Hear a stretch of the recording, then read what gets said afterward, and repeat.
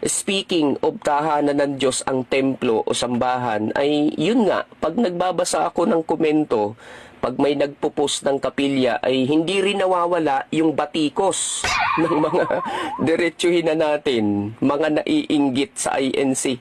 Kasi wala sila kahit gustuhin man nila. Naalala ko na naman yung isang mangangaral na hindi ko na naririnig ngayon. Huwag na nating banggitin ang pangalan dahil di ko po alam baka namayapa na po yata. Respeto na lang. Gusto rin daw nila magpatayo. Kaya lang ang mahal daw ng lupa dyan sa Paranaque. Diyos ko, may sinabi ba ang Diyos na kapag mahal ang lupa ay wag nang magpatayo ng bahay niya? Meron ba? Ang mababasa sa Bible ay iyan. Kaya gawa ng paraan, di po ba? Noon ay punta ka sa bundok, putol ka puno, templo, ikaw tayo. Di ba ganon?